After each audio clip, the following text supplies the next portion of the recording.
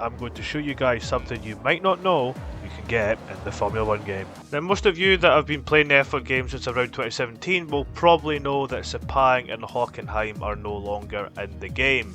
Sepang was last seen in F1 2017 while Hockenheim was last seen in F1 2019. But this is actually not the case, because you can play these two circuits in F1 2020.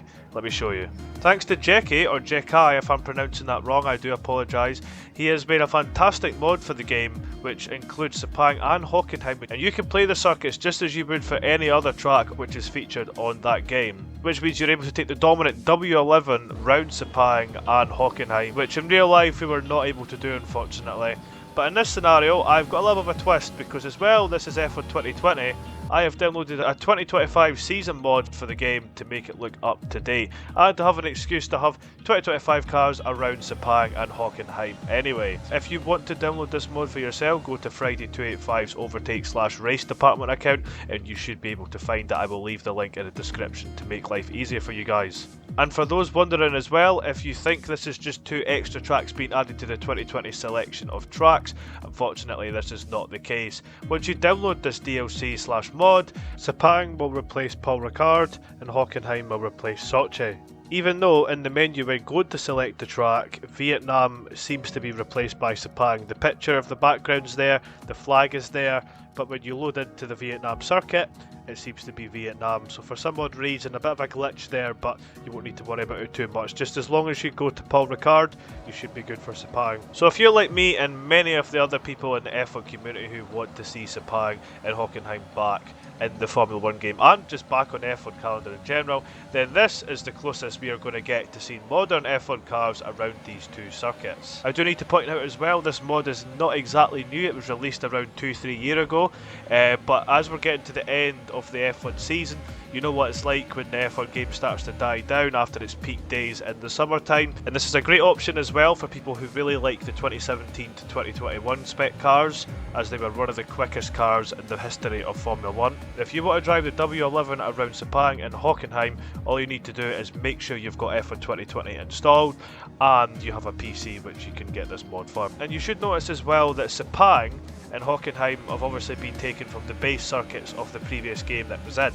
So as we're going around Hockenheim, you'll be able to notice that this is the 2019 base track, and the Sepang circuit graphics are looking very similar to how they were in 2017, which is obviously taken from the 2017 base circuit. But to pull something like this off in a game in general is downright unbelievable, because we sort of hope we could get these type of things in the modern F1 games, and I'm really annoyed that we can't. This is also what I do believe is lacking a lot in the new F1 games, is the lack of creativity in the modding community. You can't do as much mods in the modern games as you can in the older ones, pretty much due to the files and the whole anti-cheat system as well, which is unfortunate. And it's nice to see people are still willing to put so much effort into older F1 games which know they have more possibilities than they do in the new ones to make them more fun. It's still great to see that 2020 stands up nearly 6 years later, as 2026 will mark 6 years since the release of this game. And a lot of people do say as well that 2020 and even 2021 at a push was really the last decent F1 game before everything sort of went downhill a little bit. Now, I'm not going to criticise F1 games in general because they are still good overall, but I do see people's point of it peaking at this particular point, especially considering we still had short tracks, we had classics. The game overall was just absolutely fantastic. And like I say guys, every year I will do my absolute best to convince F1 developers and anybody who is working on F1 games to include features that we want to see, which in this scenario does include classic tracks. I've been trying for many years now, nothing seems to be working, but I will not give up until we do get something like this back in the F1 game. Because that is one thing that they're lacking at the moment, is we definitely need more circuits to play, and you could even expand that by adding classic cars as well. But I will keep trying my absolute best for you guys, and I will make sure one day we will get classic tracks and classic cars back in the game.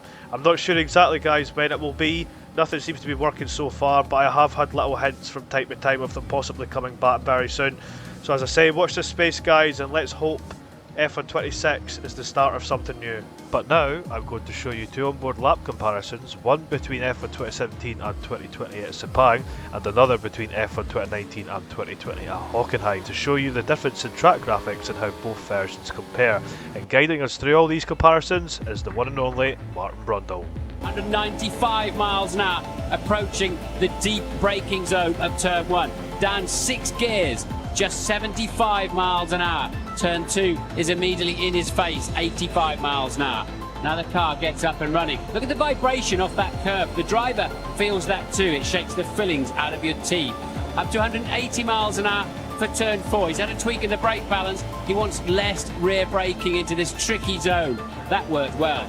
Racing up then through the revs and the gears, 5 and 6. He's just modulating the throttle. That's working nicely for him there. Up to 170 miles an hour before turn 7.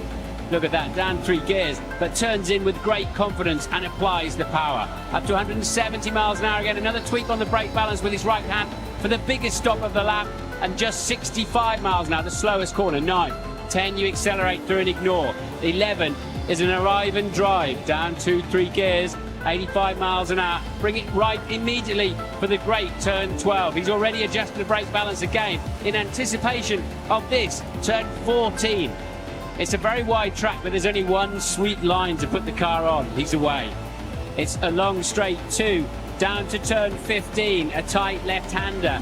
Be on the extreme right-hand side of the track. The car's difficult to brake on the washboard effect of the racetrack here. You must kiss the apex, get on the power smoothly, then urgently. The start-finish line is immediately ahead. Down the pit straight at 180 miles an hour. Look at turn 1, I can barely get my head round it. Doesn't downshift, just throws it in, believes it's going to stick. Back up to 175 miles an hour for turn 2. It's almost a hairpin, slightly frustrating, but almost suspended animation on the outside. Then you can get up and running. It's a curved piece of racetrack, but effectively a straight line for a Formula 1 car. Up to 190 miles an hour for the tricky braking zone at the hairpin.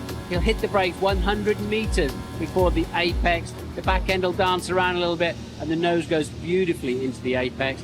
And tremendous traction on the outside too, and he's away. A flat right that's easy for a Formula 1 driver, about 170 miles an hour, 180 now. And look, he hits the brakes 50 metres before the corner, loses 110 miles an hour in that time, and the car is perfect. Flat out through this right-hander, and he's heading towards the stadium complex. 170 miles an hour, and he just flicks down a gear and nails the throttle. Bring it to the right-hand side for the heavy braking zone, the sat hairpin, 75 miles an hour. Almost misses the apex, gets away with it. A flat left-right chicane, slightly downhill for the double park south curve. Still scrubbing for downshifts on the way in. Watch the way he nails the exit, almost straight lines it. Kicks the dirt up with the left-hand side wheels. Over the line he goes, pole position.